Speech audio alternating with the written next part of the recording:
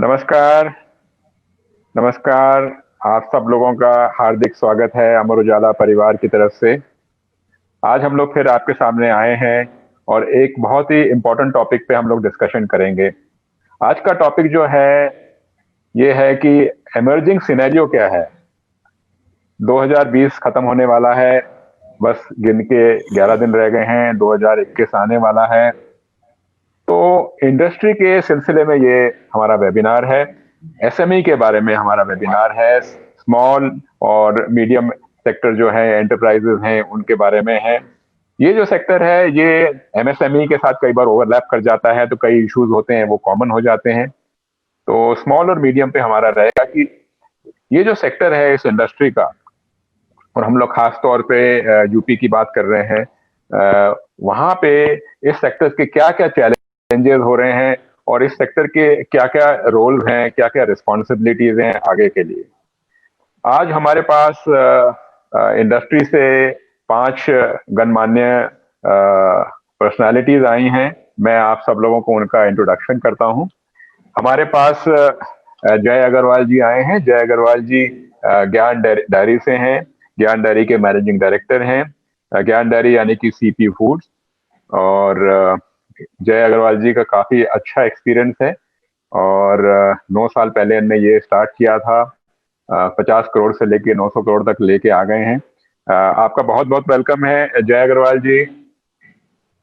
Thank you Manish ji, thank you. Pleasure. Thank you. Thank you. हमारे साथ विमल शुक्ला जी भी हैं, जो कि मेघदूत ग्राम उद्योग से हैं।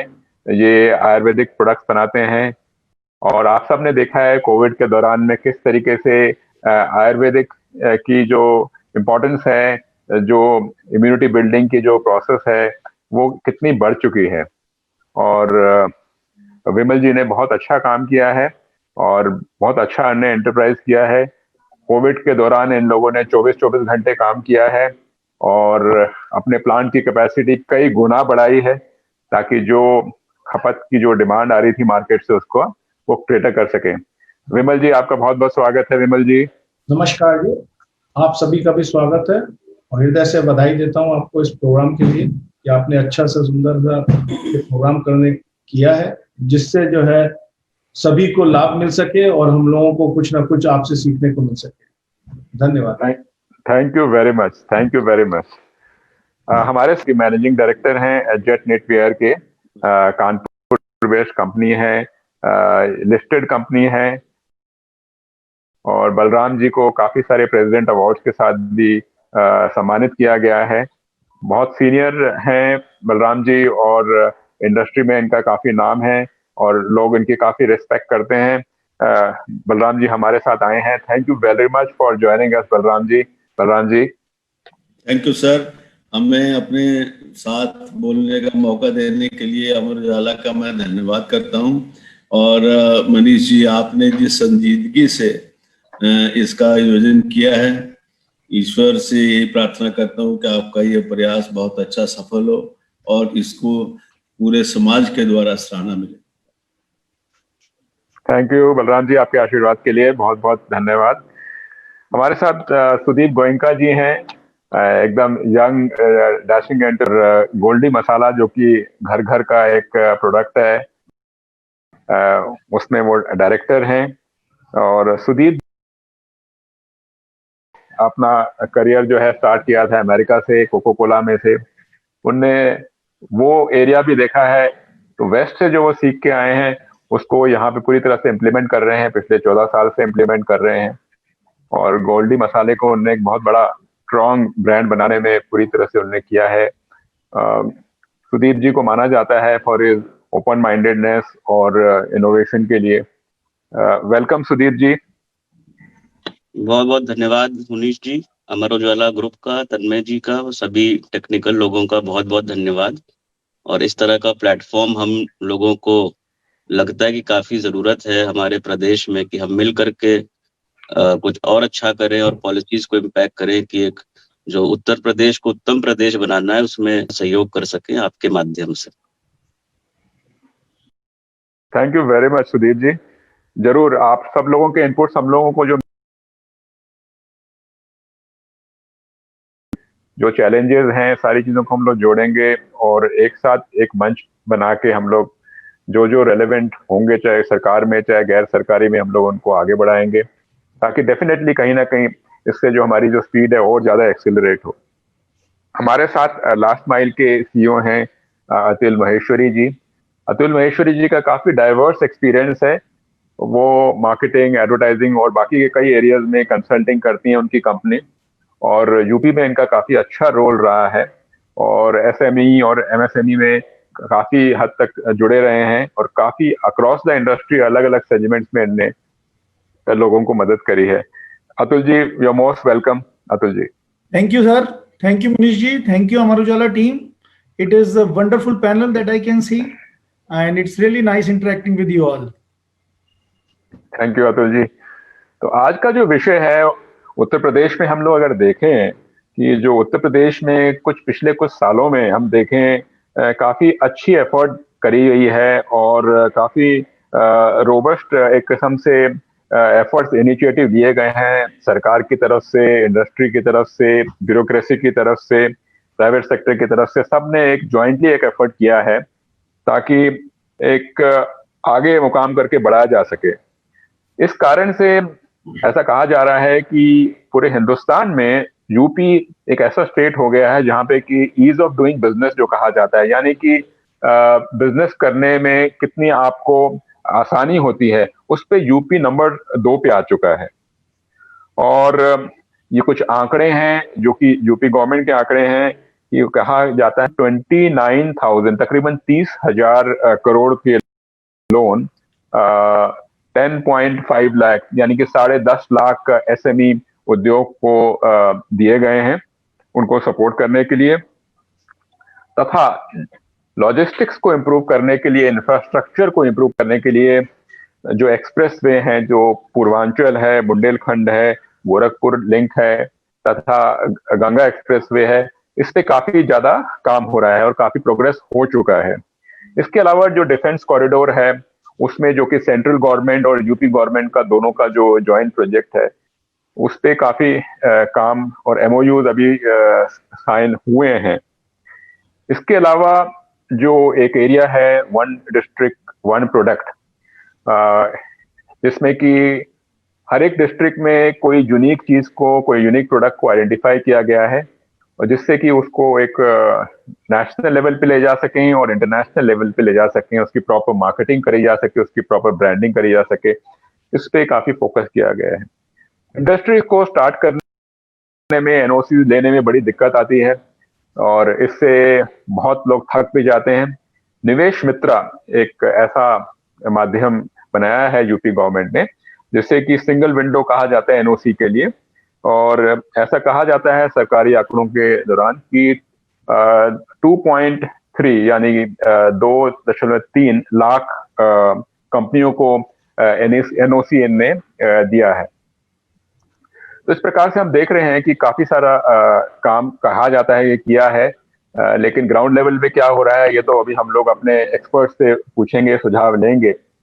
प्लस मैं आप लोगों से शेयर करना चाहता हूं कि आजकल ऑनलाइन का जमाना है, और ऑनलाइन के जमाने में कुछ अच्छे अच्छे कार्य किए गए हैं, जैसे कि एमएसएमई सक्षम ऐप है, जो कि आपकी कंपनी को लोन के लिए रेडी करता है। एमएसएमई सक्षम ऐप ये किया गया है, इससे काफी लोगों को मदद मिल रही है कि किस तरीके से वो लोन के लिए रेडी रहें। प्लस चैंपियन ऐप है, जिससे कि आपकी किस तरीके से प्रोडक्टिविटी इंप्रूव करी जा सके, उस पर आपको मदद मिलती है। और एमएसएमई समाधान ऐप है, जिससे कि जहां जहां डिलेड पेमेंट हो रही है लोन्स की, उसके लिए मॉनिटरिंग के लिए है।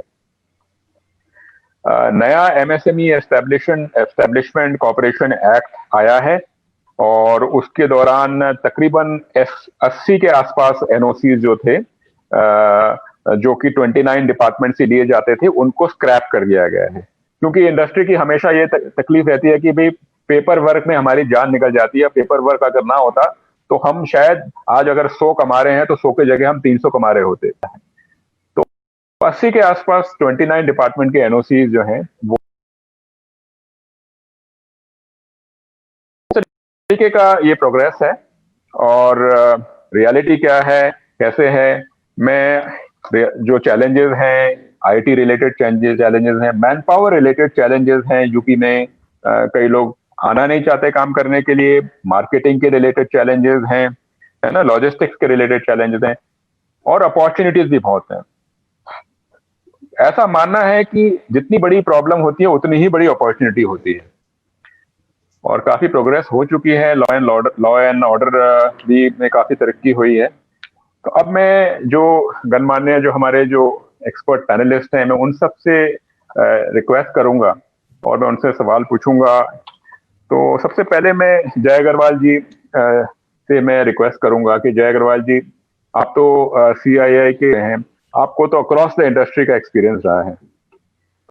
तो जय अग्रवाल जी, प्लीज हमारे जितने भी हमारे साथ लोग जो हमारे साथ जुड़े हैं अलग अलग प्लेटफॉर्म से, यूट्यूब से, फेसबुक से, amarujala.com से, अलग अलग प्लेटफॉर्म लाइव जा रहे हैं, उनको बताएं कि आपको क्या लग रहा है कि आज की तारीख में क्या प्रॉब्लम्स हैं और क्या अपॉर्चुनिटीज हैं as far as we are concerned for the SME sector is concerned, UP. जय जी। थैंक यू मनीष जी। मनीष जी, जैसा कि आपने समअप किया कि गवर्नमेंट ने बहुत सारे इनिशिएटिव्स लिए हैं, और मुझे लगता है कि पिछले कुछ वर्षों में ये जो गवर्नमेंट का फोकस है वो एम्प्लॉयमेंट जनरेशन के ऊपर गया, और उन्होंने एक मतलब इंक्लूसिव जो विकास होता है, यानी पूरे प्रदेश के हर जिले के अंदर विकास लाने के लिए, क्योंकि एम्प्लॉयमेंट लोकल लेवल पे जनरेट होगी तो उसका सबसे बड़ा बेनिफिट होगा।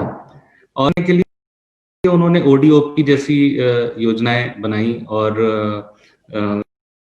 इंडस्ट्रियलिस्ट को और MSMEs को फैसिलिटेट करने के लिए उन्होंने सिंगल विंडो सिस्टम के लिए प्रयास किया है। निवेश मित्र के थ्रू अच्छा प्रयास है। अभी पूरी तरीके से मैं नहीं कहूंगा कि ये 100 मार्क्स नहीं देना चाहूंगा मैं इसे। इट इज स्टिल मतलब 70% की अभी काम हुआ है, 30% काम होना है। अब मैं अगर ये कहूं कि आज की तारीख में स्थिति क्या है, तो स्थिति में काफी सुधार आ चुका है। और उत्तर प्रदेश में अगर मैं एक बेसिक स्वॉट एनालिसिस कहते हैं, तो स्ट्रेंथ जो हमारी जो सबसे बड़ी ताकत है उत्तर प्रदेश की, वो हमारे यहाँ की जमीन है, जो कि बहुत उपजाऊ है। एक रिवर नेटवर्क यानी कि नदियों का नेटवर्क जो है वो बड़ा एक्सटेंसिव है, और खास तौर से ईस्टर्न यूपी में दिल्ली जैसे बाजार से हमारी निकटता, ये भी एक बहुत बड़ा स्ट्रॉन्ग। देखते हैं कि पश्चिमी उत्तर प्रदेश या समृद्धि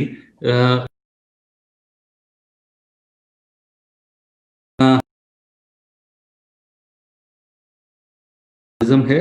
टूरिज्म का विकास पहले इस वजह से शायद नहीं हो पा रहा था क्योंकि कहीं ना कहीं हम इंफ्रास्ट्रक्चर की दौड़ में पीछे रह जा रहे थे।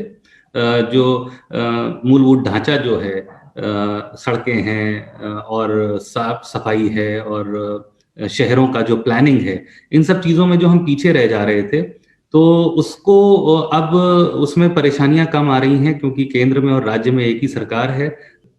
थ्रेट्स मैं कहूं कि थ्रेट, एक बहुत बड़ा थ्रेट जो मैं परसीव करता हूं, मेरा अपना पर्सनल जो मानना है वो ये है कि उत्तर प्रदेश में एक बहुत बड़ा प्रदेश है, और इस इतने बड़े प्रदेश को मैनेज करना अपने आप में एक बहुत बड़ा कार्य है। अगर मेरी राय समझे तो फिर मुझे लगता है कम से कम 2 से 3 हिस्सों में उत्तर प्रदेश को बंटना चाहिए, तब इसका मैनेजमेंट ठीक हो पाएगा। अगर आप देखें, गोरखपुर से लेके सहारनपुर तक का जो डिस्टेंस है वो उतना ही है जितना दिल्ली से लेके अहमदाबाद तक का है। तो इतना बड़ा स्टेट है, 24 करोड़ की जनसंख्या है, और ये अपने आप में एक बहुत बड़ा थ्रेट पैदा करता है क्योंकि जितनी बेरोजगारी पॉपुलेशन डेंसिटी की वजह से वो कहीं ना कहीं क्राइम को भी बढ़ावा देती है। इसके अलावा एक बड़ा थ्रेट ये भी है कि हमारे यहाँ की जो कृषि है उसमें किसानों के पास बहुत लैंड होल्डिंग स्मॉल है, टेक्नोलॉजी उन तक पहुंचती नहीं है, और जिस वजह से वो गवर्नमेंट सब्सिडीज के ऊपर बहुत ज़्यादा निर्भर हैं।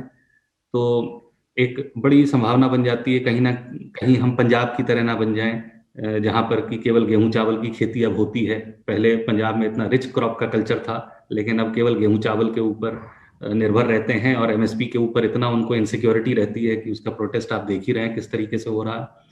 तो हमारे ग्राउंड वाटर रिसोर्सेज, हमारा अपनी आबो हवा हमारी सब जो इतनी अच्छी है वो खराब ना हो, और हमारे यहाँ की जो पॉपुलेशन है, जो हैवी पॉपुलेशन है, डेंस पॉपुलेशन है, उसको समय पर रोजगार मिलता रहे और इसके लिए सार्थक प्रयास होते रहें।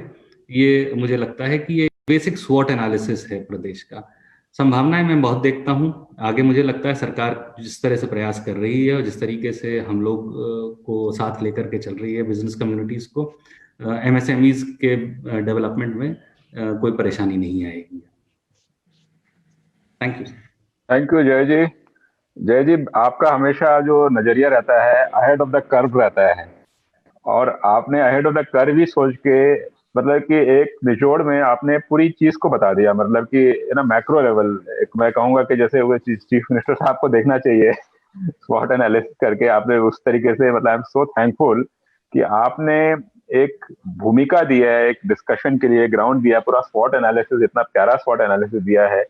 और एग्रीकल्चर सेक्टर में कि आपने बताया कि किस तरीके से हमारे यहाँ पे यूपी में मतलब कि पानी का कितना भरमार सप्लाई है, और मतलब हमें ध्यान रखना है कि हम भी मिनिमम सपोर्ट प्राइस के जंगल में ना फंस जाएं, और किस तरीके से एग्रो बेस्ड इंडस्ट्रीज और दिल्ली के पास होने का एडवांटेज यूपी ले सकता है।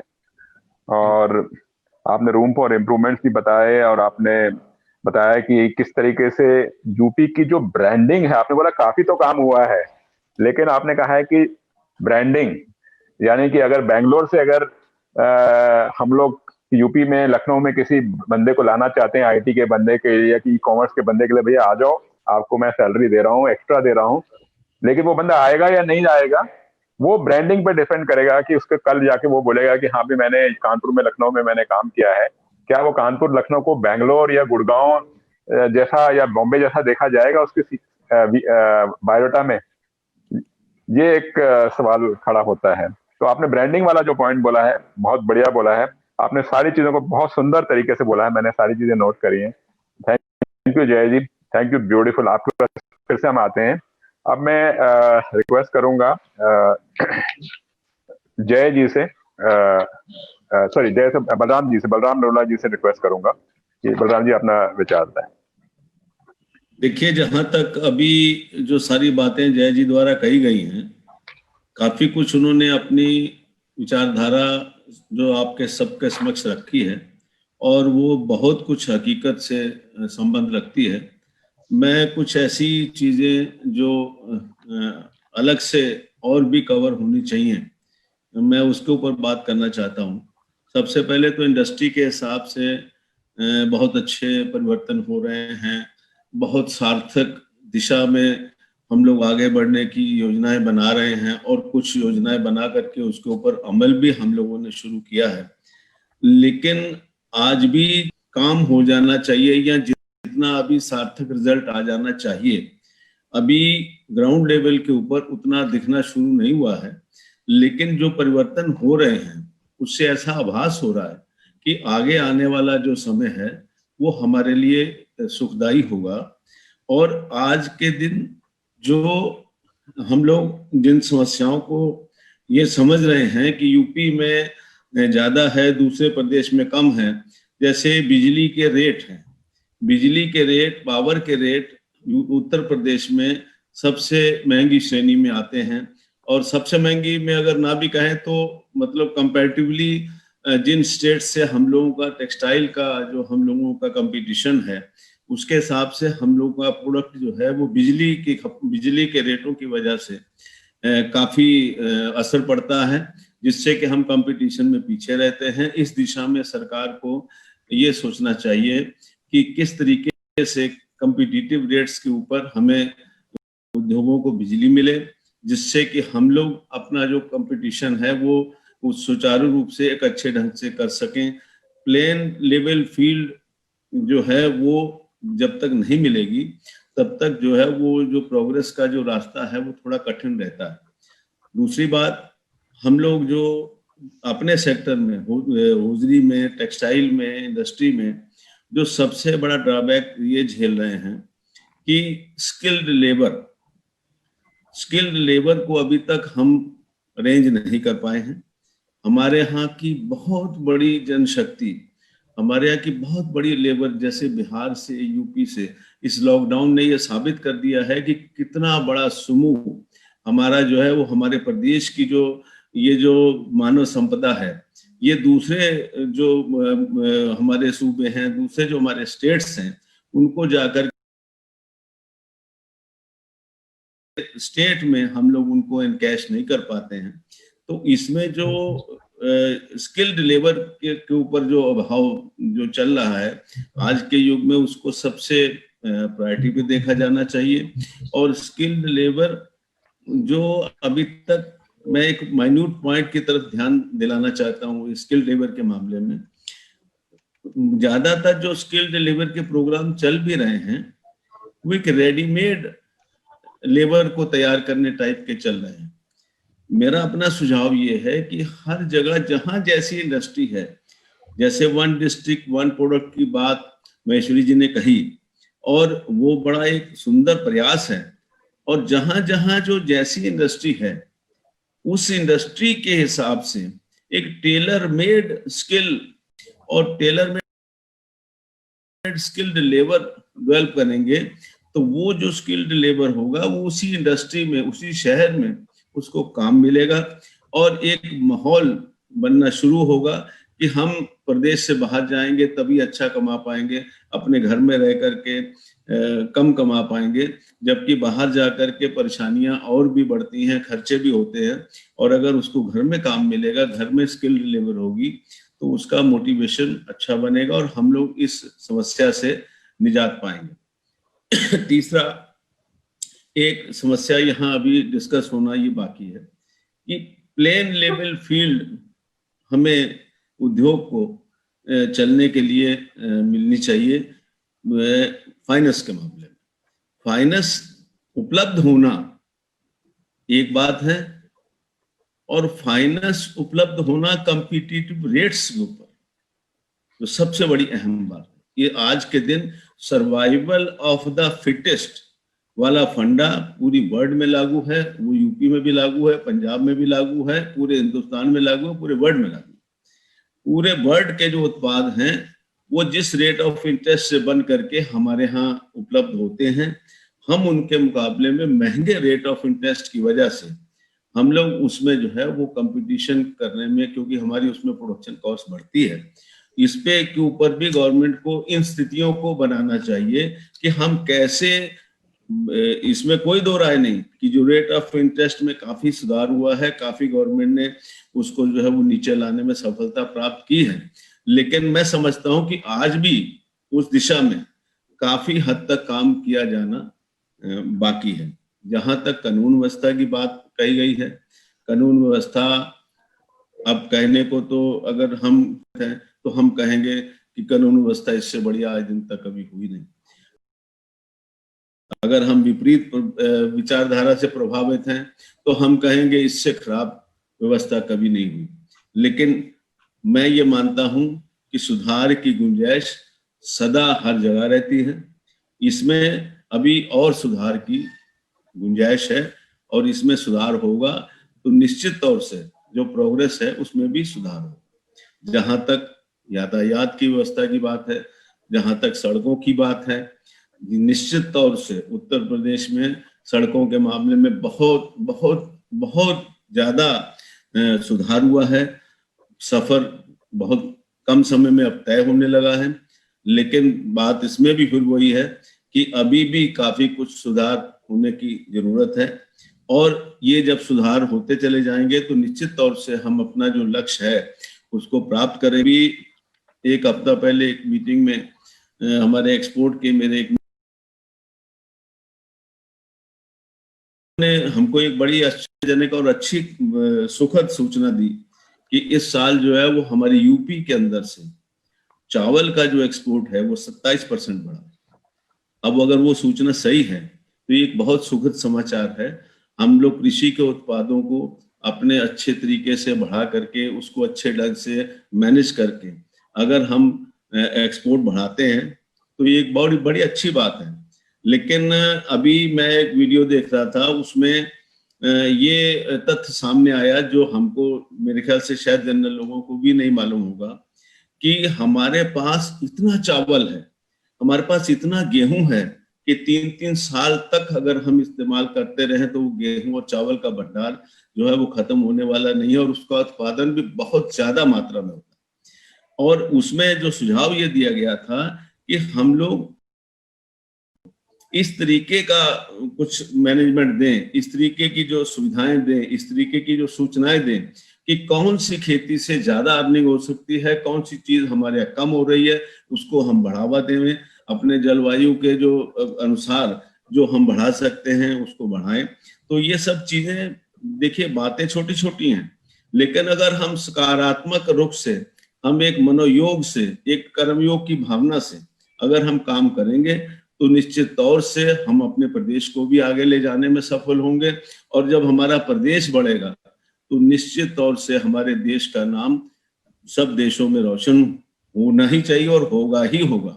इसलिए मैं इस तरीके के जो आयोजन है, इस तरीके के जो अमर उजाला का जो प्रयास है, इससे जो माहौल बनाने में जो सार्थक स्थिति, एक बहुत ही अच्छा एक ब्रिज के रूप में, क्योंकि ये जो सूचना तंत्र है, ये जो हमारा चौथा पाया है, इसके ठीक से अपने कर्तव्यों को निभाने की वजह से हम क्या कर रहे हैं, पब्लिक को कैसे अच्छा मालूम होगा। तो उस तरीके से ये सब चीजें अगर आगे भी जारी रहती हैं तो ये बड़ी एक सकारात्मक भूमिका है। और मैं अमर उजाला ग्रुप को इसके लिए जो है वो बहुत धन्यवाद भी देता हूँ और ईश्वर से प्रार्थना करता हूँ कि उनका ये क्रम सदा जारी रहे, जिससे हमारे देश का, हमारे प्रदेश का नाम रोशन हो। धन्यवाद। थैंक यू, धन्यवाद बलराम जी।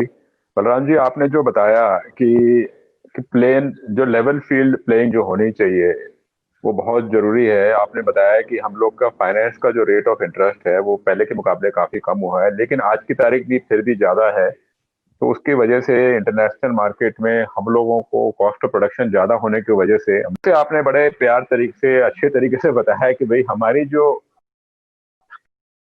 स्किल्स हैं, हमारी जो स्किल्स पे जो फोकस होना चाहिए। मतलब ये वही देश है जहाँ पे कि कहते थे कि जो सिल्क की साड़ी जो है वो माचिस की डिब्बी में आ जाती थी, और हमारे जो पुराने पुराने टेम्पल्स हैं उसमें स्किल्स का तो कोई जवाब ही नहीं है।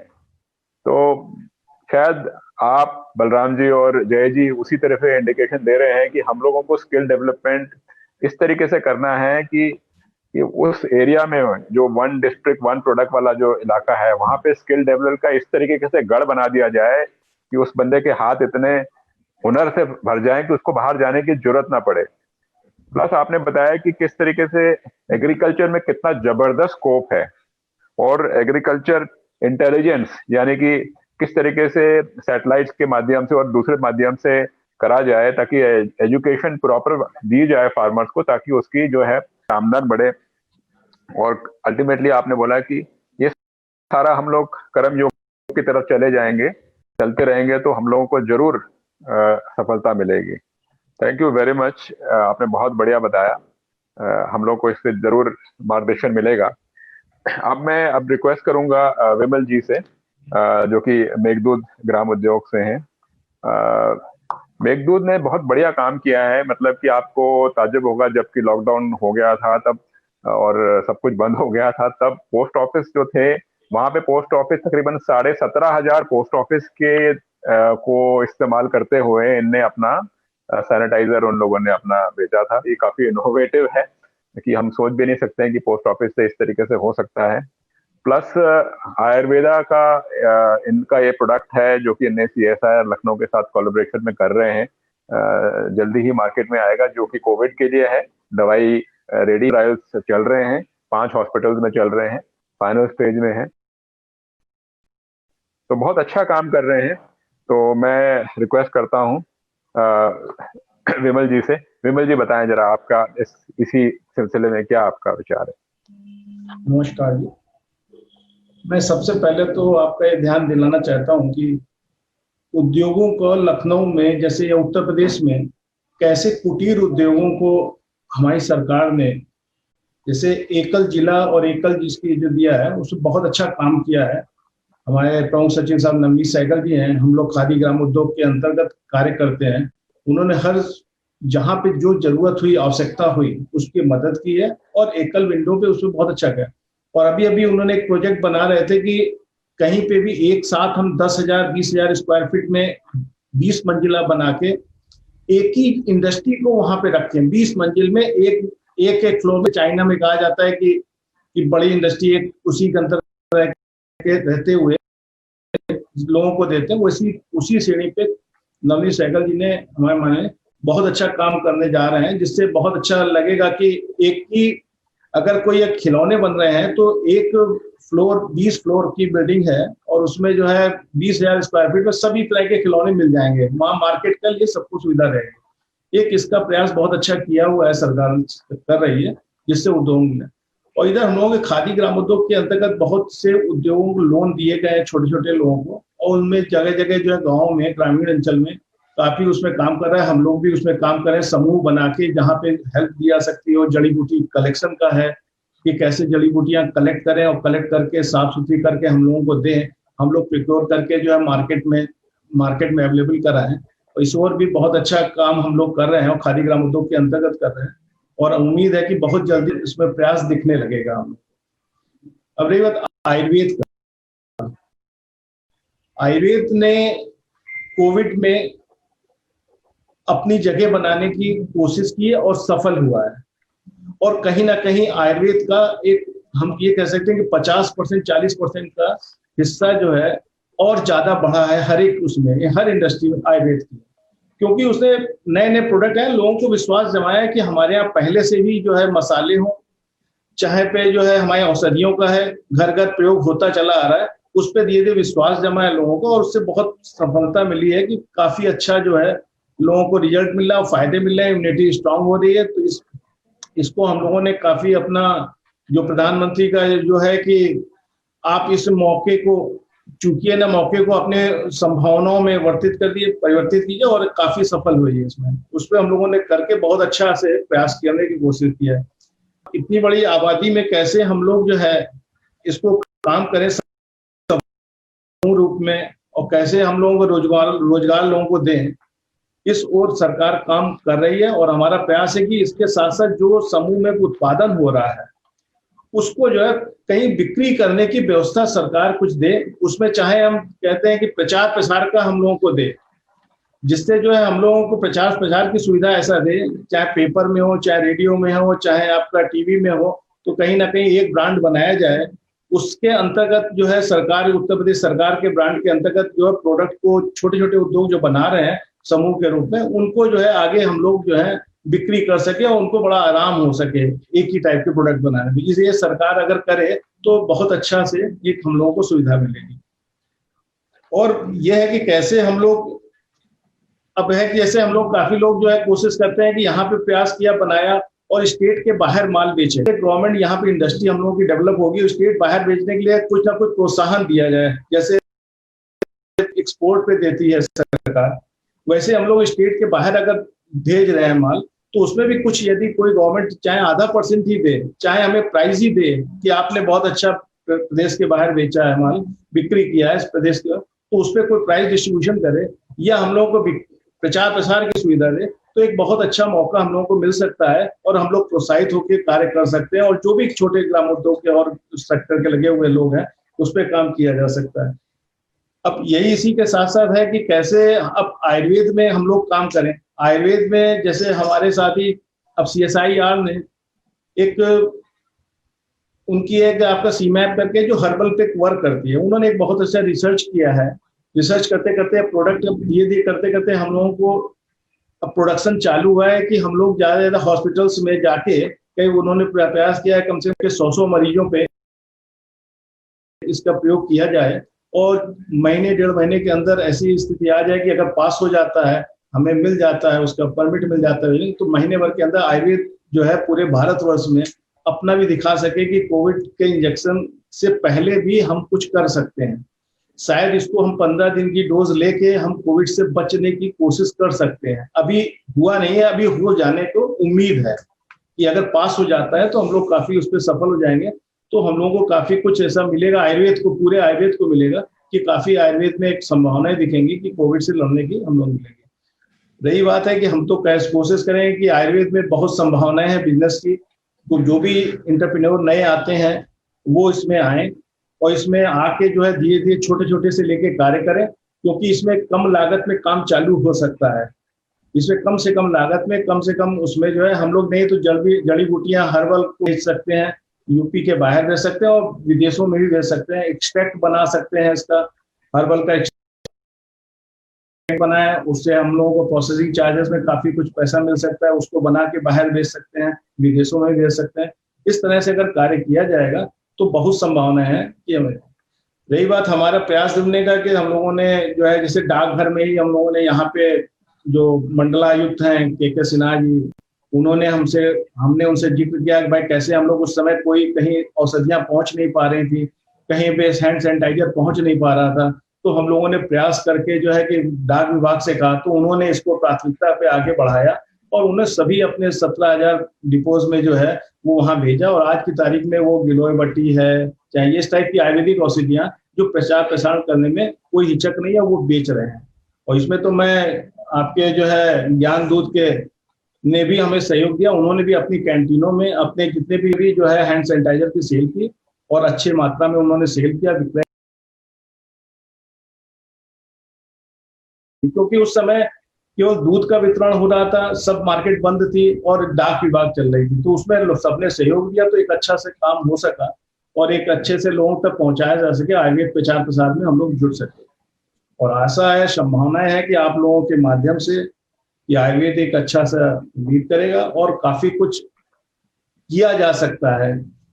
बस केवल है कि जरूरत है कि इसमें रॉ मटेरियल को, अभी तक हम लोग ऐसा थे रॉ मटेरियल या पैकिंग मटेरियल या कह लीजिए कि मशीनरी, वो यूपी में करीब 10-15-20% ही अवेलेबल हो पाती है। 80% हम लोग बाहर से लेते हैं, यूपी से बाहर से लाते हैं। जैसे गुजरात हो गया, वहां से लाते हैं, महाराष्ट्र से हो गया, मशीन कोई लेनी है तो गुजरात जाना पड़ता है, महाराष्ट्र जाना पड़ता है, दिल्ली जाना पड़ता है, तो वहां से। तो इसके यदि कल कारखाने अगर उत्तर प्रदेश में भी उनको प्रोत्साहित करके अगर लगाए जाएं तो हम लोगों को और आरोग्य नई मशीन लेने में हम लोगों को कोई दिक्कत नहीं होगी। और केमिकल्स जो बनते हैं या जो भी इसके रॉ मटेरियल बन रहे हैं, यदि उसको भी अगर उत्तर प्रदेश में प्राथमिकता के आधार पे जो है महत्व मिले तो वो इंडस्ट्रियां यहाँ आके लगेंगी, तो काफी कुछ हम लोगों को कम कीमत में उत्पादन हो सकेगा और हम लोग सस्ता माल मार्केट में कंपटीशन के साथ में बेच सकते हैं।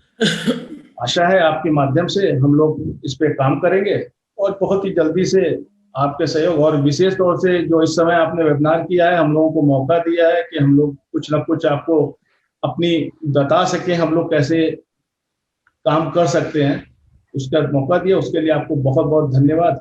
और उसके लिए थैंक यू विमल जी। विमल जी, आपने बड़ा अच्छा बताया है कि अपॉर्चुनिटीज में आपने बताया है कि आयुर्वेदा में बहुत जबरदस्त अपॉर्चुनिटी है, क्योंकि यूपी में जो टैलेंट है और आयुर्वेदा की जो हर्ब्स की जो सोर्सिंग है, उससे जो इतना बड़ा बेल्ट है 20 करोड़ का, उसके हिसाब से यूपी में एक आयुर्वेदिक इंडस्ट्री के लिए काफी अच्छा हो सकता है। और आपका कहना है कि अगर यहाँ पे फैक्ट्रीज लगे जो कि इक्विपमेंट लाती हैं इस इंडस्ट्री के लिए जो यूजफुल है, उनके लिए भी काफी अच्छी अपॉर्चुनिटी बन सकती है।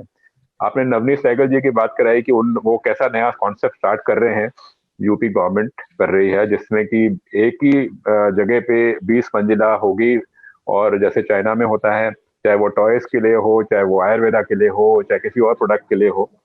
तो ये एक चीज है जिससे कि हम लोग आगे आने वाले 4-5 साल में एक नया चेंज होता हुआ, हम लोग एक उभरता हुआ फेस देख सकते हैं।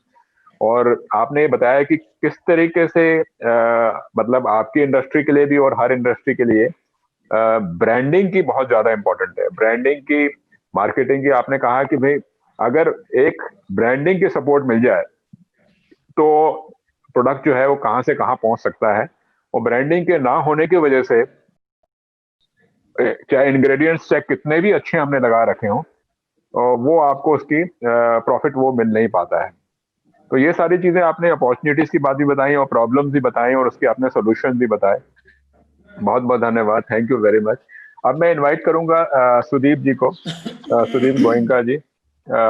सुदीप गोइंका जी गोल्डी मसाले से हैं, one of the top masala companies of the country, both for quality and quantity.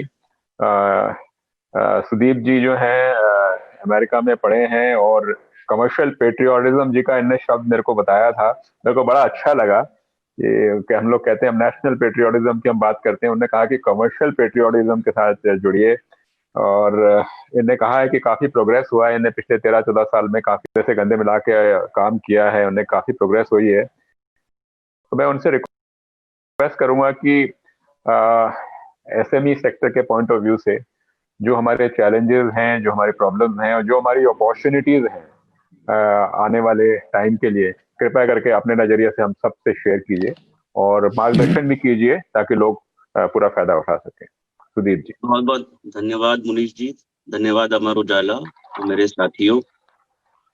मेरा मानना ये है कि जैसे हमारे प्रधानमंत्री जी ने पूरे विश्व में भारत को पूरे विश्व का सबसे बड़ा मार्केट दर्शाया, तो हमको ये जान के खुशी होनी चाहिए कि उत्तर प्रदेश उस देश का सबसे बड़ा मार्केट है। और जनसंख्या वाइज जाएंगे तो 22 करोड़ की आबादी अपने आप में जनसंख्या के मामले में विश्व का 6ठा नंबर का देश आता है। तो ये अपने आप में एक बहुत बड़ी संभावना है। मेरा मानना ये है कि हर वीकनेस का दूसरा, उस सिक्के का दूसरा साइड अपॉर्चुनिटी होती है। अगर पीढ़ियां दर पीढ़ियां जाए तो उत्तर प्रदेश अकेला प्रदेश है इतिहास में जहां पर व्यापारी भी जन्मा, जहां पर लेबर भी जन्मा, जहां पर मैन पावर भी जन्मी, इंडस्ट्री भी। और आज अगर हम सब एकजुट होकर देखें तो कोरोना ने साबित कर दिया कि उत्तर प्रदेश ही अकेला प्रदेश है जहां पर स्किल्ड मैन पावर का और लेबर का पलायन हुआ। हम अगर ऐसा वातावरण बनाए तो ये नया स्किल डेवलपमेंट तो करना जरूरी है, लेकिन मुझे इस कोविड समय में ये समझ में आ गया कि हमारे भाई जितने लोग यहाँ से गए हैं उनका दिल और आत्मा भी अपने ही प्रदेश में है और वो अपने आप को यहीं पे सिक्योर फील करते हैं। तो अगर ऐसा माहौल हम व्यापारी मिलकर के बनाएंगे, इंफ्रास्ट्रक्चर बनाएंगे, और सरकार ने भी इसमें काफी कदम बढ़ाया है, बाकी कई बातें कही गई हैं। एक बहुत अच्छी पहल सरकार ने करी है कनेक्टिविटी की उत्तर प्रदेश में। मुझे जहां तक पता है अगले 3 साल में 18 एयरपोर्ट उत्तर प्रदेश में चालू हो जाएंगे, जो कि अपने आप में बहुत बड़ी पहल है, क्योंकि उत्तर प्रदेश पिछले कई दशकों से एक टापू की तरह जी रहा था जिसकी कनेक्टिविटी नहीं थी, और हम सब व्यापारियों ने विपरीत परिस्थिति में काम किया। तो अगर हम अनुकूल परिस्थिति में काम करेंगे तो वाकई हम सबसे आगे बढ़ सकेंगे। मेरा एक और मानना है कि किसी भी देश को, प्रदेश को, जिले को अगर संपन्न होना है तो 3 तिकोना रूप की प्रोग्रेस बहुत जरूरी है। नंबर 1 गवर्नमेंट, नंबर 2 इंडस्ट्री और नंबर 3 एजुकेशन। आप देखो देश में विदेश में कहीं भी कोई भी जिला या देश बड़ा है तो इंडस्ट्री गवर्नमेंट भी काम किया तो वहां पर डेफिनेटली ग्रोथ हुई। एजुकेशन इंडस्ट्री गवर्नमेंट के साथ का पहलू है जिससे स्किल डेवलपमेंट होगा, प्रोडक्ट डेवलपमेंट होगा, रिसर्च एंड डेवलपमेंट होगा और साथ ही आगे की पीढ़ी के लिए बहुत बड़ा काम होगा। जो इमेज की बात है तो इन्वेस्टर समिट एक बहुत बड़ा पहल था हमारी उत्तर प्रदेश सरकार का, जो कि पूरे देश में अपना उसने काम किया और वो भी गवाह हुआ कि विश्व रूपी कंपनियां भी उत्तर प्रदेश में आकर के अपनी स्थापना करना चाहती हैं। मेरी अपने भाइयों के साथ एक बात और कहनी है कि हमारी जो भी चेष्टा सरकार से है उसमें हम लोग की भी मिलकर के एक नैतिक जिम्मेदारी है कि आज जो स्किल और टैलेंट हमारे प्रदेश से बाहर गया तो हम लोग की भी इतने कई सालों से लो कॉस्ट ऑफ प्रोडक्शन में काम करने की आदत सी हो गई, तो थोड़ा सा हमको भी इफेक्टिवनेस बढ़ा करके, बहुत ज्यादा नहीं लेकिन उस टैलेंट को वापस उत्तर प्रदेश लाने में हमको भी अपने कंफर्ट जोन से बाहर निकलना पड़ेगा। तब जाकर के वो टैलेंट को हम अपने यहाँ अट्रैक्ट कर पाएंगे। और सबसे बड़ा थ्रेट जो मुझे लगता है, ये कई बार हुआ है कि किसी भी सरकार ने या उद्योग ने या किसी ने पहल करी है, वो पहल उत्तर प्रदेश में बहुत जल्दी पूरी नहीं हो सकती, क्योंकि हमको पिछले कई वर्षों के गड्ढे भी भरने हैं और हमको अगले 5 साल में जो चेंजेस होने वाले हैं उनकी भी तैयारी करनी है। ये दोनों पहलू को साथ लाने के लिए हमको ये थ्रेड किसी तरह मिल करके दूर करना होगा कि कहीं ये रफ्तार, कहीं ये गति, कहीं ये जो प्रोग्रेस चालू हुई है ये आधे रास्ते ना रुक जाए।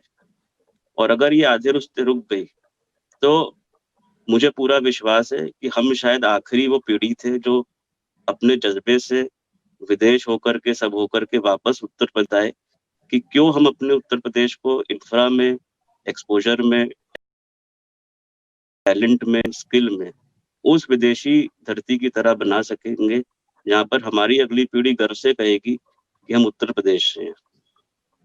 मेरी एक और पहल आपके माध्यम से है कि इस तरह के वेबिनार जरूर होएं और एक होलिस्टिक व्यू हमको पूरे उत्तर प्रदेश में लाना पड़ेगा, जहाँ पर केवल इंडस्ट्री डेवलपमेंट नहीं, एजुकेशन डेवलपमेंट नहीं, स्किल डेवलपमेंट नहीं, ये सारी चीजों का एक होलिस्टिक व्यू लेना पड़ेगा। हमारे यहाँ अभी भी प्रोग्रेस तो हो रही है लेकिन वो टुकड़ों में हो रही है, जो कि फर्क एक स्पीड और वेलोसिटी में होता है। स्पीड बिना डायरेक्शन की कई टुकड़ों में जाती है और एनर्जी वेस्ट हो जाती है। अगर हमको स्पीड के साथ डायरेक्शन, जिसको वेलोसिटी कहते हैं, अगर हम वो एक होलिस्टिक अप्रोच के साथ अपने यहाँ लाएंगे तो डेफिनेटली हम सब मिल करके बहुत आगे जा सकेंगे।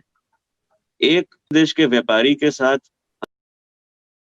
हमेशा से रहा है कि हम लोग की काफी एनर्जीज नॉन प्रोडक्टिव एक्टिविटीज में जाती है, जो कि मैं अपने सहभागियों को चाहे गुजरात में, चाहे महाराष्ट्र में, चाहे कहीं देखता हूँ, तो डेली रूटीन में उनको ये फायर फाइटिंग इतनी नहीं करनी पड़ती है, जहाँ पर कभी कोई कंप्लायंस का इशू हो, कहीं डिपार्टमेंट्स का इशू हो। तो इसमें मेरी सरकार से भी रिक्वेस्ट है, अपने भाइयों से रिक्वेस्ट है, इसमें काफी काम किया भी गया है CII जैसे प्लेटफॉर्म पे, कि जो भी कानून, जो भी रूल्स पॉलिसीज बन रही है उसमें इंडस्ट्री को थोड़ा सा और शामिल किया जाए और उसमें केवल प्रदेश नहीं, ये ग्लोबल व्यू हम लोग को लेने की जरूरत है। जैसे कि आज पोल्यूशन है, हमारे प्रदेश की बहुत बड़ी प्रॉब्लम है, लेकिन कई बार उसके नॉर्म्स की काफी जानकारी हम लोगों तक नहीं आ पाती है, और उसके नॉर्म्स की जानकारी के साथ उसका सोल्यूशन भी अगर हमको मिले तो हम तत्पर हैं काट लेना। और क्योंकि हम सब अपनी नगली पीढ़ी को एक स्वच्छ वातावरण, एक स्वच्छ भारत, स्वच्छ उत्तर प्रदेश और बढ़ता हुआ प्रदेश देना चाहते हैं, कि वो भी जैसे हम अपने बड़ों के शुक्रगुजार हैं तो हम वो भी हमारे शुक्रगुजार हो कि हमने उनको एक अच्छा प्लेटफॉर्म दिया जो कि वर्ल्ड लेवल पे गया।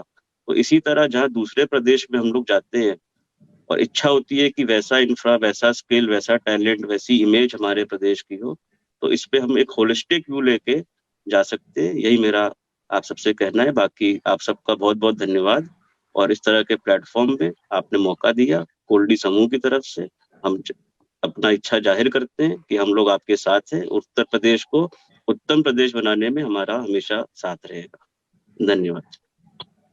थैंक यू सुदीप जी, बहुत सुंदर सुदीप जी, आपने तो एकदम दिल की बातें कह दी। सुदीप जी, उत्तम प्रदेश डेफिनेटली हमें सबको मिलकर भी हद तक काम हुआ भी है और आगे भी होगा। मतलब आप ऑर्गेनाइजेशन की मैं तारीफ करूंगा कि आप लोगों ने कोविड के दौरान भी किसी को आप लोगों ने ले ऑफ नहीं किया, 100% एम्प्लॉयज को आप लोगों ने इंक्रीमेंट भी दिया। वही बात आज चर्चा में निकल रही है, जहां आप कह रहे हैं कि जो टैलेंट हमारे यहाँ से छोड़ के जाता है, हमें किसी तरीके से उसे वापस लेके आना है, वो माहौल बनाना है कि वो मोटिवेट हो कि यहाँ पे आए। क्योंकि अल्टीमेटली जो आपने कहा कि टैलेंट जो है वही अल्टीमेटली रास्ता दिखाता है। दूसरी बात जो आपने बड़ी इंपॉर्टेंट बताई कि वेलोसिटी की आपने बताई कि भाई अगर स्पीड लेके चलेंगे लेकिन अलग अलग डायरेक्शन में जाएंगे तो हम लोग एकदम डिस्पर्स हो जाएंगे। तो स्पीड विथ फोकस जो आपने बोला, अगर कंबाइंड फोकस करेंगे तो बहुत कुछ हो सकता है। और आपने कहा कि एजुकेशन को किस तरीके से इंडस्ट्री के साथ क्लब किया जाए ताकि उन दोनों का एजुकेशन को मिला के प्रॉपर स्किल्स निकले, जो कि आज की तारीख में चल रहे हैं, बात कॉमन आ रही है।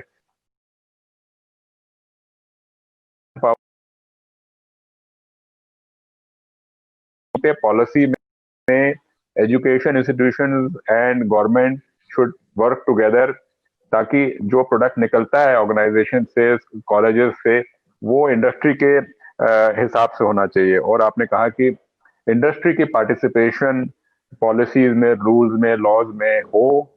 और आपने एक बहुत अच्छी इंपॉर्टेंट बात कही कि कंप्लायंस जो है, जो उसकी रिक्वायरमेंट है, जिसकी वजह से इंडस्ट्री का टाइम बहुत ज़्यादा जाता है, कंप्लायंस की रिक्वायरमेंट्स जो हैं वो मतलब उतनी ही होनी चाहिए ताकि इंडस्ट्री कंप्लायंस ही ना करती रह जाए, ताकि काम पे भी फोकस करे। Thank you very much Sudeep ji, आपने बहुत ही इंपॉर्टेंट सजेशन दिए हैं, बहुत इंपॉर्टेंट पॉइंट्स बोले हैं। Very grateful to you for your inputs. अब हम लोग अतुल महेश्वरी जो कि लास्ट माइल के सीईओ हैं, उनको वेलकम करते हैं और उनसे रिक्वेस्ट करते हैं, प्लीज बताइए आपको क्या कहना है in terms of the problems and challenges and the opportunities going.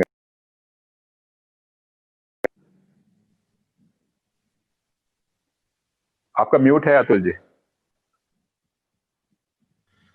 Thank you. Thank you, Manish ji, for inviting me. First of all, been really wonderful views. People have been, all panelists have been pouring in, and I'm sure each one of them has got, real first-hand experience of working day in and day out on the industry with the government. सारे point तो cover हुए हैं, जो major issues हैं, चाहे वो cost of finance की हो जो बलराम जी बोल रहे थे, मार्केटिंग रिलेटेड इश्यूज हों जो शुक्ला जी ने बोला, और सुदीप जी ने तो बहुत ही अच्छी चीज़ें से उनको समअप किया है। नो डाउट टैलेंट की प्रॉब्लम है, सारी चीज़ें हैं, लेकिन इसमें व्यू थोड़ा डिफरेंट।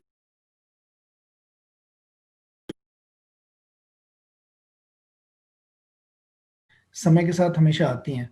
अगर हम 20 साल पहले देखें तो कुछ और प्रॉब्लम्स थी, आज अपने को देखते हैं कुछ और प्रॉब्लम है। इंडस्ट्री आगे बढ़ेगी, दुनिया आगे बढ़ेगी, देश आगे बढ़ेगा तो कुछ और प्रॉब्लम्स आएंगी। प्रॉब्लम्स तो हमेशा रहेंगी। सवाल ये है कि आज हम उन प्रॉब्लम्स के लिए कर क्या रहे हैं। सवाल ये है कि क्या हमें जो करना चाहिए क्या हम वो कर रहे हैं, क्या हम सारी बातें गवर्नमेंट पे डालना चाहेंगे। मेरे व्यूज थोड़ा ब्लंट हो सकते हैं, मैं माफी चाहूंगा, प्लीज बुरा ना माने। मैं भी एक ऑर्गेनाइजेशन रन करता हूँ, मेरे पास भी बहुत सारे लोग हैं, 750 लोगों के साथ मैं काम करता हूँ डेली बेसिस पे, और बहुत तरह की अलग अलग टाइप की सर्विसेज हम देते हैं। लेकिन मैं ये मानता हूँ कि जितने भी प्रॉब्लम्स और पॉइंट्स हम लोगों ने सबने यहाँ डिस्कस किए उनको हमें 2 ब्रैकेट्स में रखना चाहिए, और एक ब्रैकेट वो है जो बड़ा क्लियरली डिफाइंड ब्रैकेट है, ईज ऑफ डूइंग में, कंप्लायंस में काम करना गवर्नमेंट की जिम्मेदारी है। सुदीप जी ने बिल्कुल सही कहा, और मैं आपको बता दूं सुदीप जी, तकरीबन 40% time of a industry person, of a businessman goes into in compliance only. I'm talking about SME. And अगर मैं MSME की बात करूं तो 60% of the time of the micro industry person, goes into managing only compliances. Okay, so which is a huge issue. दुनिया में कहीं ऐसा नहीं होता, ये हमारे देश में ही होता है, और ये समझ से परे है कि ऐसा क्यों होता है। एक तो ये है, अब इंडस्ट्री की भी रिस्पॉन्सिबिलिटी है ऑन द अदर हैंड, कि अगर हमारे को काम कोई करना है और अगर हम प्रॉफिट कर रहे हैं तो हम अपना टाइमली पेमेंट। ये जो एक बैलेंस है ना, हमारे यहाँ एनवायरनमेंट इतना खराब है, और मतलब मुझे माफ कीजिएगा ये बात कहने के लिए, अगर मैं हिंदुस्तान में भी देखूं पूरे, बहुत सारे आपने, ऐसा नहीं है कि ठीक है बिजनेसमैन को पैसे बचाने चाहिए, बचाने पड़ेंगे, क्योंकि अल्टीमेटली बिजनेस पैसे से चलता है। आपके पास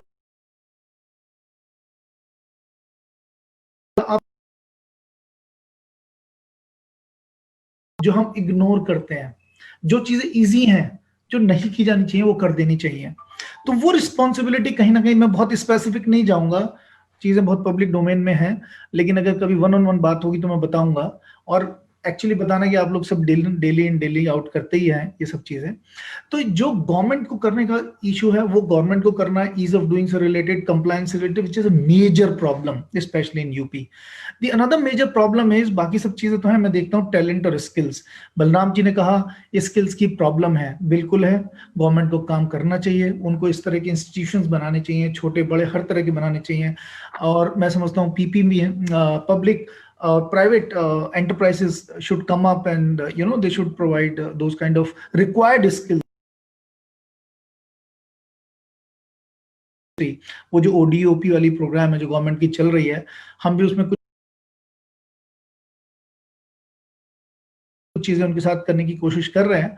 तो आई नो बहुत गहराई से गवर्नमेंट बहुत सीरियस एफर्ट कर रही है आज की डेट में, इसमें कोई दो राय नहीं है।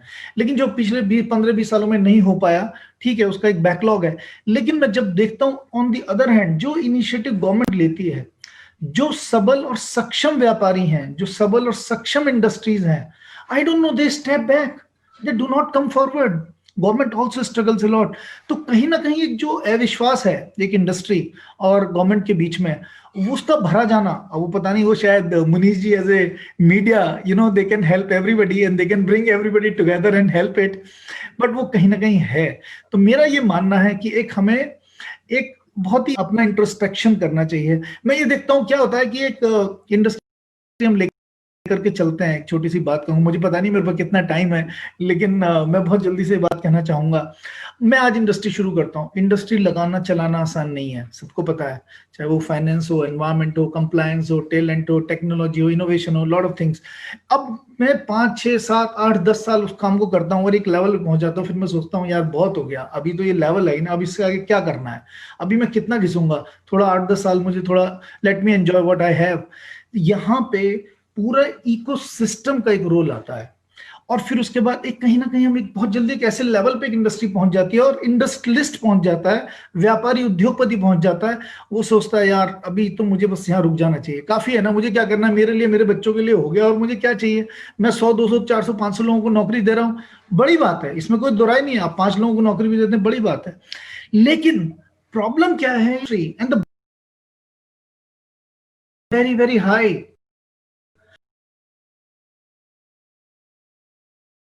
के अंदर वो हंगर ही नहीं है कि मुझे कि उसमें कोई व्यापारी दोषी है, पूरा का पूरा एनवायरनमेंट दोषी है। इतने इनसिक्योर हो जाते हैं हम, गवर्नमेंट ऑफिसर को देख के तो डर लगने लगता है, पता नहीं अभी क्या मुंह खोलेगा, क्या मांगेगा। पुलिस वाले को देखते हैं तो डर लगता है यार, पता नहीं कैसा बिहेव करेगा, क्या होगा।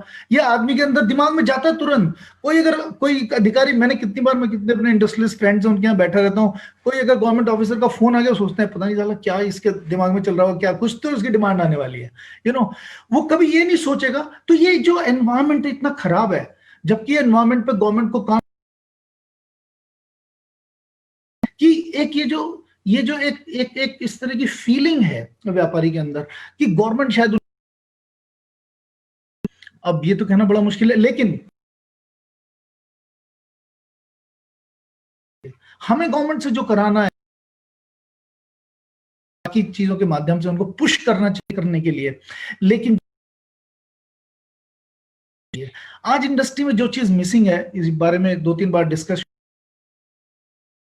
की जिम्मेदारी है। सुदीप जी ने बड़ी अच्छी बात कही, बहुत ही अच्छा थॉट है। लेकिन सुदीप जी, ये जो थॉट है, मुझे लगता है 2, 4, 5 आप जैसे अच्छे लोग, मतलब they negotiate, I mean they negotiate with the talented people. अरे भाई, अगर कोई आपके पास आ रहा है, टैलेंट तो ऑलरेडी। आपको एक और बात मैं मजे की बताता हूँ, सुदीप जी, आप तो यूएस होके आए हैं, रह के आए, वहां काम किया। The biggest diaspora in US is, so every second talented person in UP goes and flies out. They do not work in India, believe you me, they flies out. मतलब शायद तमिलनाडु, कर्नाटक, केरला, महाराष्ट्र, गुजरात के लोग वो अपने अपने स्टेट में काम करते हैं, यूपी के लोग नहीं करना चाहते, बिहार के लोग नहीं करना चाहते, they want to fly out. तो ये एक बहुत बड़ी प्रॉब्लम है, वास्तव में बहुत बड़ी प्रॉब्लम है कि टैलेंट, मेरा दिल यूपी में है, पर मैं दिल्ली यूपी में जाके काम करने से डरता हूं। मुझे लगता है कि मुझे वहां ना तो वो माहौल मिलेगा, ना मुझे वो मौका मिलेगा। एक बात, खैर वो तो अब सवाल ये आता है, जैसे मार्केटिंग की बात है, शुक्ला जी ने बात की। मेरा सर मानना ये है, शुक्ला जी, आप इतना बड़ा काम कर रहे हैं और इतना अच्छा काम कर रहे हैं, और आप इतने सही लेवल पे लोगों के साथ, अगर आप 3-4 इंडस्ट्री के लोगों को ले आए और 2 टैलेंटेड लोगों से बात करें, आजकल technology, branding is not a problem. आप बिलीव कीजिए मेरे, ये problem moment you will start thinking about it, it will not, आप 4 लोगों के साथ डिस्कस करेंगे, 4 इंडस्ट्री के फ्रेंड्स को लाएंगे, यू कैन क्रिएट, उसमें सर गवर्नमेंट की जरूरत ही नहीं है। प्लेटफॉर्म गवर्नमेंट से डिमांड करेंगे, वो कभी उनका जो काम करने का तरीका है, उनका जो सोच है, उनकी एडमिनिस्ट्रेटिव सोच है सर, उनकी सोच उस तरह की इंडस्ट्री वाली सोच नहीं है। वो इंडस्ट्री नहीं रन कर रहे, उनको प्रॉफिटेबिलिटी से कुछ लेना देना नहीं है, वो आपको लेना देना, क्वालिटी का उनसे कोई लेना देना नहीं है, वो आपको लेना देना है। उनका काम है एक बेसिक इंफ्रास्ट्रक्चर प्रोवाइड करना। तो मेरा कहने का मतलब ये है कि बहुत सारी चीज, अब जैसे इनोवेशन करनी है, हम बहुत सारी चीजें देखते हैं, हम सोचते हैं इनोवेशन के बिना ग्रोथ आ ही नहीं सकती। जितने भी स्केल्ड अप बिजनेस में, आज चाइना की जो सिचुएशन है, चाइना को डेफिनेटली इनिशियल टेक्नोलॉजी आज से 20 साल 25 साल पहले यूएस और वेस्ट ने प्रोवाइड करनी शुरू करी, लेकिन आज अगर आप China, I do not like Chinese, but the innovation they do in their own setups, it's mind blowing. मैं एलजी के साथ 4 साल काम किया है, मैं 6 महीना कोरिया में रहा हूं सर। जिस तरीके से वो काम करते हैं, जो उनकी सोच है in terms of innovation, innovating, हर चीज में इम्प्रोवाइजेशन, डेली इंडस्ट्री में टॉप से लेकर के बॉटम तक everybody contributes, it is part of the system. जो हमारे यहाँ मिसिंग है, उसमें गवर्नमेंट कुछ नहीं करेगी सर, उसमें जो भी करना है इंडस्ट्री ने करना है।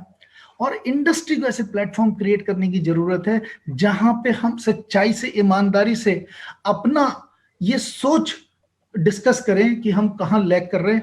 और ये नहीं कि हम हिंदुस्तान में कहां लैग कर रहे हैं, हम ग्लोबल लेवल पे, हमें अपना बेंचमार्क चाइना को सेट करना चाहिए, यूपी को अपना बेंचमार्क चाइना को सेट करना चाहिए।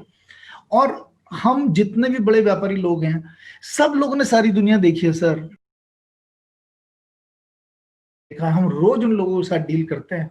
आप उस, लेकिन आपको अपना नजरिया बदलने की जरूरत है, इंडस्ट्री को नजरिया बदलने की जरूरत है। और हम गवर्नमेंट की तरफ सिर्फ उन्हीं चीजों के लिए देखें जो बेसिक जरूरत की चीजें हैं, फिर हम गवर्नमेंट को कहें, so then you know it will create a different environment all together. रहा सवाल सर, एक मेरा एक पर्सनल एक्सपीरियंस रहा है, और मैं ये जरूर बोलना चाहूंगा, और शायद मैंने जो बात बोली टैलेंट और स्किल को लेके, सर स्किल और talent does not get attracted just because of the money that you पे।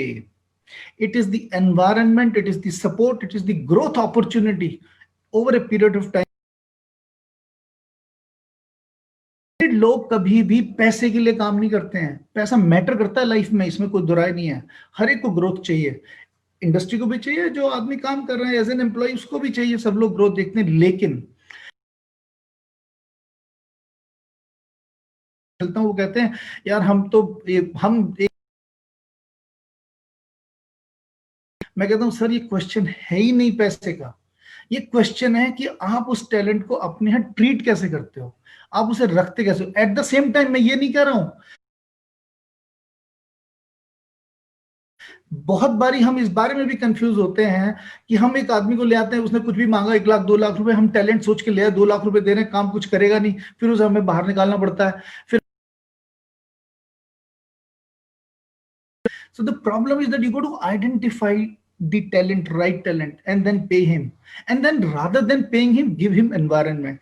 So the selecting the right person, putting the right person on the job, and then taking out the right work, you know, will give you millions and millions of dollars in returns you cannot even imagine. One talented person can make the difference. Shukla ji. Thank you ji, Atul ji. Thanks a lot, Atul ji. तक हम लोग का जो discussion हो रहा था, वो हो रहा था कि इंडस्ट्री पॉइंट ऑफ व्यू से हो रहा था कि जो गवर्नमेंट मशीनरी है वो क्या हेल्प कर सकती है। आपने हम लोगों को अपना एक नजरिया दिखाया कि देखो अल्टीमेटली जो गवर्नमेंट की रिस्पॉन्सिबिलिटी नॉर्मली होती है वो होती है लॉ एंड ऑर्डर की तरफ से होती है। बाकी की जो रिस्पॉन्सिबिलिटीज नॉर्मली जो होती हैं वर्ल्ड ओवर जो माना जाता है, ये होती है बेसिकली अपने इंडिविजुअल की होती है, प्राइवेट सेक्टर की होती है, ताकि हम देख सके इंटरनली और अपने आप को हमें वर्ल्ड के। दूसरी चीज जो आपने बताया कि बहुत इंपॉर्टेंट, एमएसएमई जो है उनका तकरीबन जाता है कंप्लायंस के सिलसिले में, और एसएमई का 40% चले जाता है। तो तीसरा पॉइंट आपने जो कहा कि ये यूनिपोलर वर्ल्ड टाइप हो रही है, यानी कि गवर्नमेंट और प्राइवेट सेक्टर के बीच में, कि दोनों के बीच में ट्रस्ट पहले के मुकाबले तो काफी बड़ा है, लेकिन अभी भी एक लैक ऑफ ट्रस्ट है। कि जैसे आपने कहा कि कभी भी कहीं से फोन आ जाता है सरकारी दफ्तर से, तो एक मेरे ख्याल से काफी मतलब पहले के मुकाबले में तो काफी सारी चीजें में बहुत इम्प्रूवमेंट आया है, और गवर्नमेंट की तरफ से काफी नजरिया बदला है, लेकिन आज की तारीख भी हमें काफी आगे जर्नी हमें करनी है। Thank you very much for your valuable inputs Atul ji, आपने एक दूसरा नजरिया दिया जिससे कि ये डिस्कशन एक किस्म से पूरा कंप्लीट हुआ है। अब हमारे पास तकरीबन आप लगा लीजिए 23-24 मिनट रह गए हैं, तो हम लोग अब कुछ क्वेश्चंस भी लेंगे जो कि हम लोगों के पास आए हैं, और हम लोग सम अप करने के लिए आप सब लोगों से बोलेंगे भी कि आप लोगों का क्या सुझाव है गोइंग हेड, वो भी करेंगे। पहले हम लोग कुछ क्वेश्चंस ले लेते हैं। तो ये कुछ क्वेश्चन ये आ रहे हैं कि एक क्वेश्चन ये आ रहा है कि अपने प्रदेश से बाहर अगर निकलना है और काम करना है, तो उसमें मार्केटिंग के लिए क्या क्या चीजों का खास ध्यान रखना चाहिए, ये एक सवाल आ रहा है। तो आप में से कोई इसके बारे में आंसर देना चाहेगा? एक ये आ रहा है कि दूसरा क्वेश्चन ये आ रहा है कि लोन्स के बारे आ रहा है कि जो अगर कह रहे हैं कि अगर हमें लोन्स चाहिए हैं एमएसएमई के लिए, तो उसके लिए हमें किसको मिलना पड़ेगा? तो मार्केटिंग के लिए, एडवर्टाइजिंग के लिए, ब्रांडिंग के लिए कौन बताना चाहेगा आप में से कोई? Anybody would like? हाँ अतुल जी बताएं। उसका जवाब देना चाहूंगा। देखिए, मुझे तो ये पता नहीं है कि जो जिन सज्जन ने सवाल पूछा है, ये किसी स्पेसिफिक प्रोडक्ट, किस स्पेसिफिक प्रोडक्ट कैटेगरी का है। हाँ वो बताया नहीं है उनने, तो हाँ, जनरल है, तो आप बता दीजिए कि स्टेट से अगर बाहर जाना है और आगे बढ़ना है तो कैसे? देखिए आज की डेट पे, और अगर हम इस तरह की कैटेगरी में काम कर रहे हैं जो कि पेरिशेबल कैटेगरी नहीं है, ओके, तो सबसे पहले मैं तो कहूंगा कि हमें टेक्नोलॉजी का सहारा लेना चाहिए। ऑनलाइन प्लेटफॉर्म्स अवेलेबल हैं, और there are immense platform availables with full flexibility. अपनी हमें ब्रांडिंग, ऑनलाइन ब्रांडिंग, उसको प्रॉपर करना चाहिए। जो भी प्रोडक्ट, अपने ब्रांड को करना चाहिए जिस हिसाब से एक उधर की टारगेट ऑडियंस की रिक्वायरमेंट है। थोड़ी सी उसमें प्रिपरेशन इंटरनली करने की जरूरत है, एक्सटर्नली नहीं। आप बाहर स्टेट में जाइए या कंट्री से बाहर जाइए, बड़ा होता है क्वालिटी से, पुल क्रिएट होता है कॉस्ट से, पुल क्रिएट होता है अवेलेबिलिटी ऑफ द प्रोडक्ट से, और अल्टीमेटली प्रोडक्ट कैसा परफॉर्म करता है जब हम इनिशियल फेज में हैं। जब आप उसको इम्प्रोवाइज करके दूसरे तीसरे स्टेज में एक जो हम अपनी एक वेबसाइट बनाए, उसके थ्रू मार्केटिंग करने की उसकी कोशिश देती है, हम ज्योग्राफी स्पेसिफिक मार्केटिंग कर सकते हैं और अपने घर बैठे कर सकते हैं बिना किसी खर्चे के। डिपेंड अपॉन द रिस्पॉन्स, आप वहां पे अपना जो भी फिजिकल इंफ्रास्ट्रक्चर है या फिजिकल डीलर डिस्ट्रीब्यूटर जो बनाना है आपको, फिर आप उसके बाद बनाएं। तो इस तरह से मैं समझता हूँ चलना चाहिए, लेकिन अपने ऊपर पहले काम करने की जरूरत ज्यादा है। धन्यवाद धन्यवाद। एक्चुअली क्वेश्चन ज्यादा रेलेवेंट तो नहीं है कि किस तरीके से लोन लिया जा सकता है एमएसएमई स्कीम से, यूपी गवर्नमेंट से काफी मिल रहा है, ऐप्स हैं उसके थ्रू करा जा सकता है। जय जी आप बताना चाहेंगे या?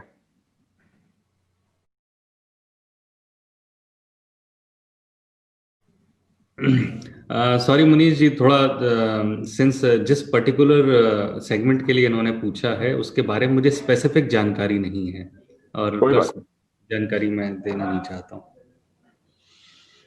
तो ऐसा है कि एमएसएमई सक्षम ऐप है, मैं ये जानकारी बताना चाहूंगा कि एमएसएमई सक्षम ऐप में है, वहां पे लोन के लिए किस तरीके से कर सकते हैं। तो एमएसएमई सक्षम ऐप आप डाउनलोड कर सकते हैं, उसमें पूरी तैयारी बता रखी है, मापदंड भी बता रखे हैं, उससे मिल सकता है। Plus one district one product के जो यूपी गवर्नमेंट के जो है उसके अंदर तकरीबन कॉस्ट ऑफ प्रोजेक्ट जो होती है उसमें यूपी गवर्नमेंट तकरीबन ऑलमोस्ट 90% तक कॉस्ट ऑफ प्रोजेक्ट को होती है एम्प्लॉयज के लिए वो फ्री में भी देती है, और स्किल डेवलपमेंट इस तरीके से new or the public sector are under obligation due to government orders to give loans at the government rates without any security and all of them to the MSME sector. लेकिन मेरा suggestion ये रहेगा कि इनको पहले जितने भी ये नेशनलाइज्ड बैंक्स हैं, right from SBI to Punjab National Bank to Vijaya Bank and all of them, he must explore and it is very easy. हाँ, जाके उनको बात जरूर करने की एक बार जरूरत है। धन्यवाद अतुल जी। अब ऐसा है कि अब हम लोग आखिरी पड़ाव पे आ गए हैं अपने डिस्कशन पे, और मैं आप सबसे रिक्वेस्ट करूंगा कि सब लोग एक एक से मैं आपके पास आऊंगा,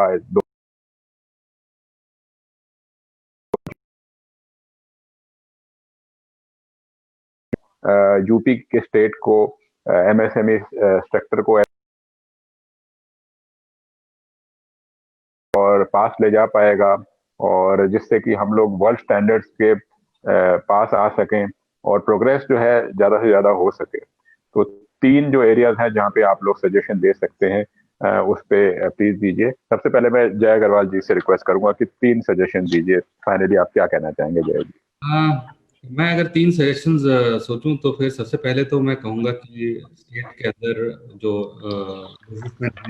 SMEs हैं, उनकी समस्याओं का जो निराकरण किया जा रहा है उसकी और ज्यादा स्पीड आनी चाहिए उसमें, जिससे कि विश्वास स्थापित हो। जो यहाँ पर लोग हैं उनमें विश्वास स्थापित होगा तो वही लोग आगे फीडबैक अच्छा देंगे, और आगे फीडबैक अच्छा देंगे तो और बाहर के लोग आकर के यहाँ पे इन्वेस्ट करेंगे। दूसरा मैं ये कहना चाहूंगा कि लखनऊ और कानपुर और बनारस और इस तरह के शहरों का जो ब्रांडिंग है उसको थोड़ा सा इम्प्रूव करना चाहिए इन टर्म्स ऑफ मतलब जो एम्प्लॉयज की जो फैसिलिटीज हैं उस चीज के लिए, क्योंकि ये इकोसिस्टम जो है जब तक डेवलप नहीं होगा अच्छे प्रोफेशनल्स को अट्रैक्ट करने, तो भी मतलब यहाँ की MSMEs को बहुत प्रॉब्लम आएंगी। स्किल्ड मैन पावर मिलने की, जैसे बलराम जी ने बात की थी, स्किल्ड मैन पावर मिलना थोड़ा मुश्किल हो जाता है। तो branding is very important. And third thing, bureaucratic जो लेगेसी है पुरानी, उसको थोड़ा सा चेंज करना, थोड़ा सा हमें अपने बिहेवियर और बॉडी लैंग्वेज में चेंज करना पड़ेगा, ताकि और सरकार के प्रति जो अभी मेरी भला करने नहीं आए जो है। हाँ, थैंक यू जय जी, आपने बड़ा सुंदर बताया, आपने बहुत क्रिस्प पॉइंट्स बताया। आपने पहला पॉइंट आपने बोला जो फीडबैक बाहर जाना चाहिए जिससे कि इन्वेस्टमेंट आए, वो फीडबैक शुड बनेगा तो फीडबैक भी राइट होगा, फिर अपने आप वर्ड ऑफ माउथ से बात बन है। वो प्रॉपर ब्रांडिंग इसी तरीके से कराएगा तो टैलेंट से, जैसे अतुल जी ने भी कहा, एक बंदा भी आपको लाखों कमा के देगा, करोड़ों कमा के दे सकता है। कहीं ना कहीं आपने बड़े शटल तरीके से बोला कि जो बॉडी लैंग्वेज है जो सरकार का हो सकता है, जो कहते हैं ना, पहले जो एक तो ग्लास सीलिंग से पहले कहा जाता था,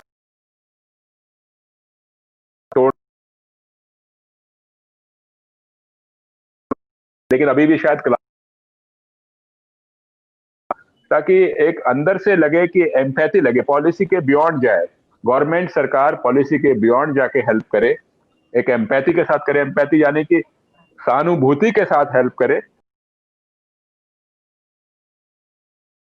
हो, उससे बियॉन्ड भी जाके ताकि मदद बन सके। बहुत बढ़िया पॉइंट आपने बनाया जय जी, थैंक यू वेरी मच। विमल जी आप क्या कहेंगे? 3 पॉइंट्स विमल जी। हमारा तो ये कहना है कि यदि कोई भी छोटा उद्योग लगाना चाहता है तो उसके लिए सबसे जरूरी एक एक सीढ़ी चढ़े, और सबसे पहले उसे अपने साधन से, लोन की तरफ ना होके अपने साधन से थोड़ा से कोई प्रोडक्ट ऐसा बनाना चाहिए, उसको 100-50 लोगों को देना चाहिए, उससे क्वालिटी उसको लगे कि क्वालिटी अच्छी है, मार्केट लोन लेने की तरफ भी बढ़ना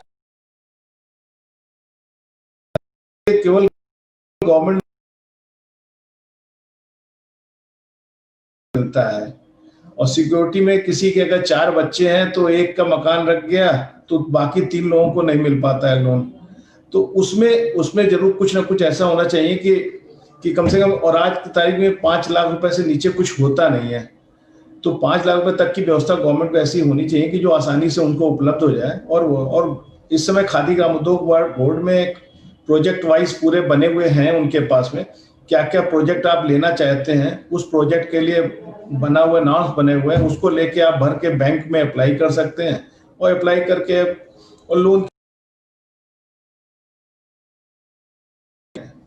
कि विदाउट सिक्योरिटी के कहीं ना कहीं स्वतंत्र रूप से वो नहीं दे रहे हैं, उस पर थोड़ा सा वर्क हो जाए तो लोगों को बहुत आसानी हो जाएगा। और यही बात है, प्रोडक्ट को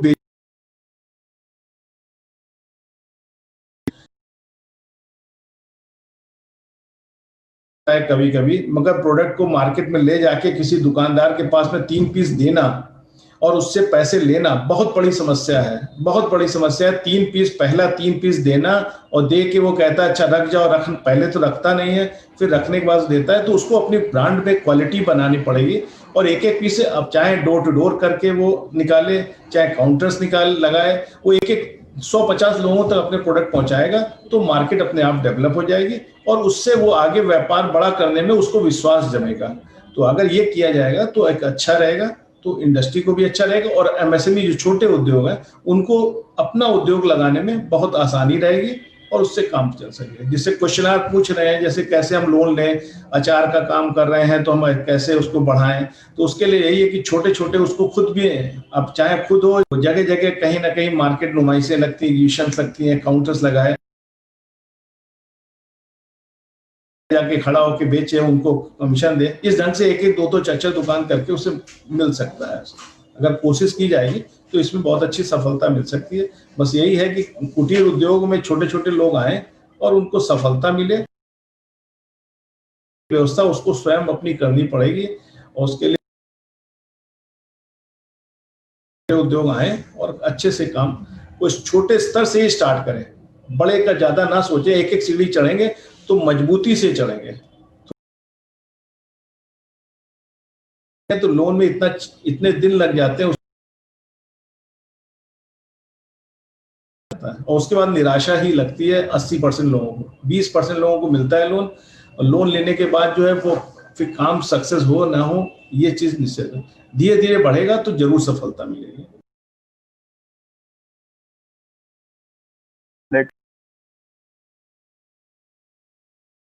आपने बोला है कि एक तो नंबर 1 आपने स्थापित करें, करते हैं तो अपने ऊपर भरोसा करें, अपने ऊपर निर्भर रहें, अपने प्रोडक्ट पे रहें और अपनी तो पता चला कि दूसरी लोन लेने में और बाकी चीजों करने में ही आपका आधा टाइम निकल गया और आपकी एनर्जी निकल गई और कुछ निकला कुछ नहीं। तो आप ये बेसिकली यही एक सुझाव दे रहे हैं कि अगर एक तो नंबर 1 ज्यादा से ज्यादा लोग आए और बढ़ के अपने ऊपर भरोसा करके आए और अपनी मेहनत से करें, आगे बढ़े, ना कि अपना ये एनर्जी दूसरों के पास घूमते घूमते में लगाएं, जिससे कि उनके बिजनेस जो है, बिजनेस में टाइम लगाना उनके लिए कम होगा।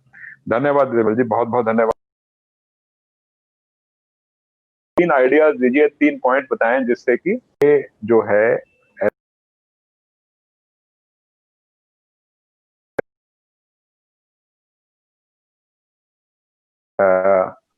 तीन थॉट्स दीजिए, 3 आइडिया दीजिए बलराम जी।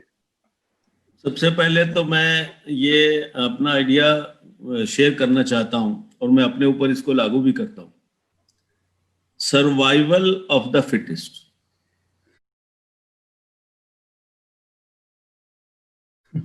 जो सबसे सक्षम होगा अब वही जिंदा रहेगा। ऐसा माहौल बन चुका है, ऐसा वातावरण हम लोग झेल रहे हैं, क्योंकि जो आदमी फिटेस्ट नहीं है वो झेलना वर्ड ही स्वीकार करेगा। आज के दिन हमको ये सोचना है कि कोई भी आदमी, किसी का भी प्रोडक्ट, कोई भी ग्राहक किसी के ऊपर कृपा करके नहीं लेगा। उसको जब तक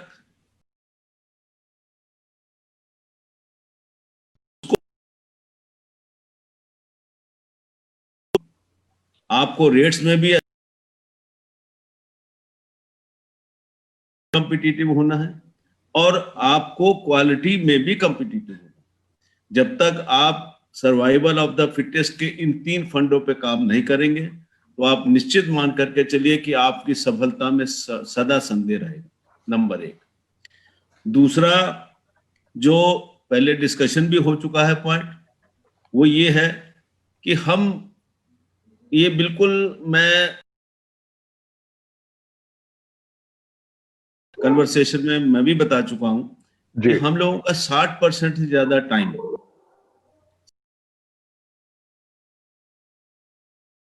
मीट आउट करने में जाता है। हकीकत ये है कि आज के दिन एमएसएमई सेक्टर अपने को ध्यान नहीं दे पाता है जितना दे करके अपने काम को करना पड़ता है। अगर सरकार इस तथ्य को, सिर्फ इसी तथ्य को समझ ले कि हम फालतू के पचड़े इंडस्ट्री से हटा करके उनको काम करने का मौका दें, उनको अपने प्रोडक्ट को सुधारने का,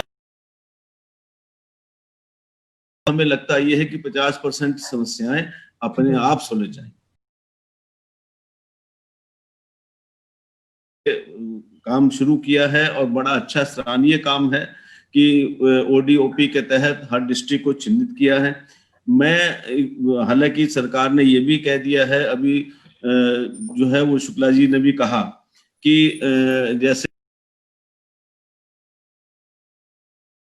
बनने जा रहा है, एक ये बहुत ही अच्छा कदम है और एक क्लस्टर के रूप में इंडस्ट्री को अगर स्थापित किया जाए तो इसके रिजल्ट 2-3 साल में अपने आप अच्छे मिलेंगे। चाइना लोगों को उससे सीखना चाहिए।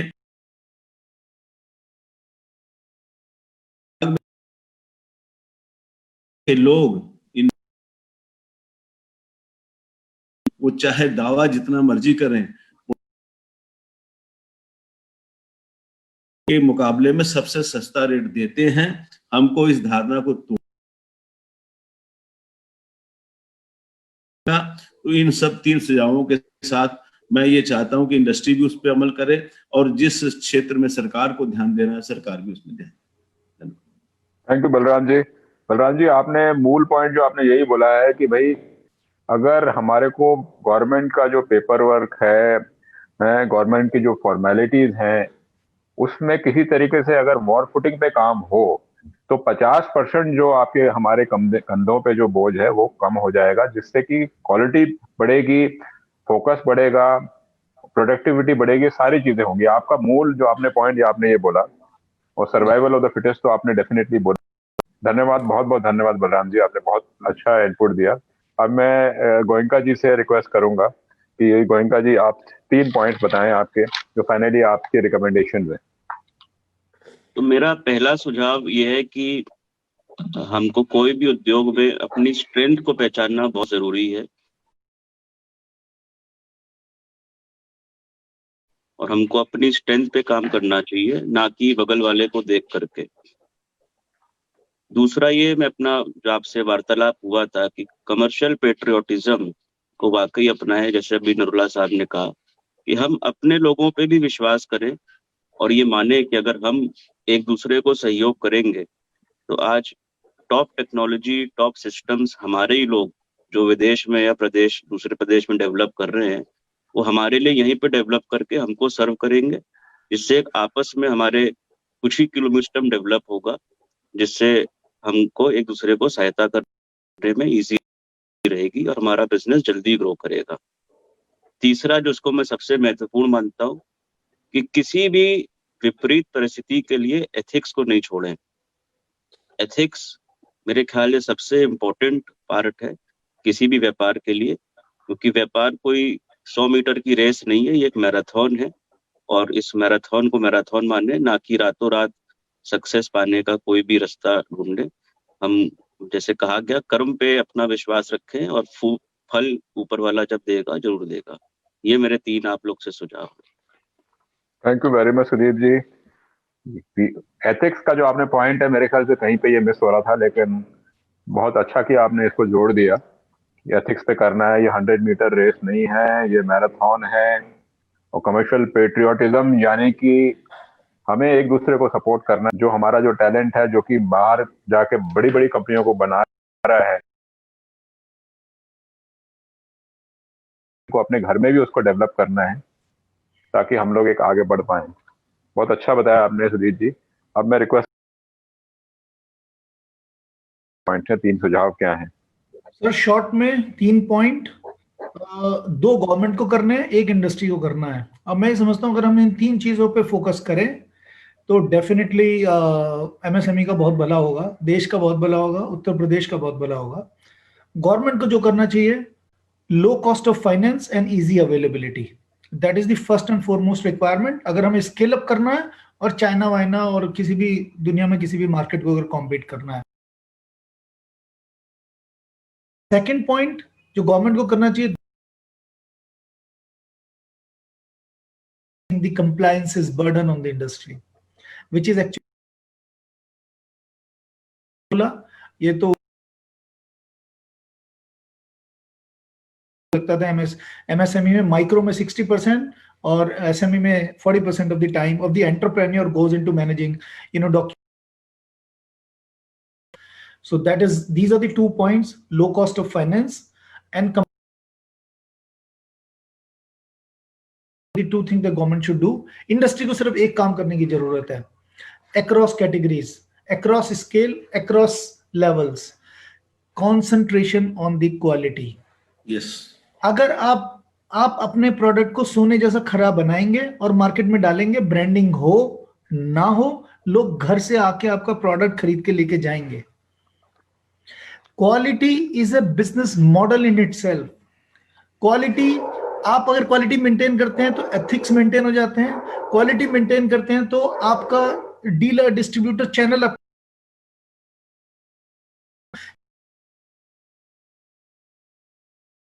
माले तुरंत बिकेगा, मैं वापस आऊंगा। तो मुझे लगता है कि अगर इंडस्ट्री हम क्वालिटी पे ध्यान दे, सर्विस है तो सर्विस बेस्ट हो, प्रोडक्ट है तो प्रोडक्ट बेस्ट हो हमारी कैटेगरी में, उसके अलावा कुछ करने का जरूरत ही नहीं है, माल अपने आप बिकेगा, बाकी चीजें अपने आप will fall in line, so that quality is the best business policy. अगर इंडस्ट्री क्वालिटी पे कॉन्सेंट्रेट करे और गवर्नमेंट फाइनेंस और कंप्लायंस पे कॉन्सेंट्रेट करे, I think nobody can stop Uttar Pradesh to compete with China. बिल्कुल।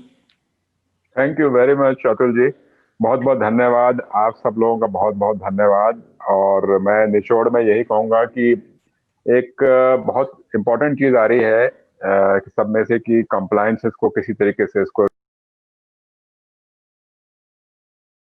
ज्यादा जाना है और स्पीड से काम करना पड़ेगा ताकि पहुंच जाएगा। ब्रांडिंग की बात हुई है, ब्रांडिंग होनी चाहिए ताकि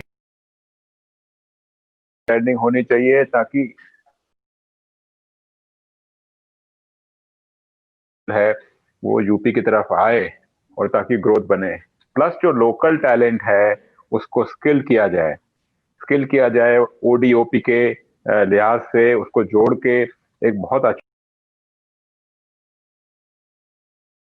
और इस तरीके से अगर हम सब लोग मिलके काम करेंगे और इंडस्ट्री भी मिलके काम करेगी और गवर्नमेंट भी करेगी, ये सारे सुझाव जो मिलके आ रहे हैं इससे हम लोग का काफी आगे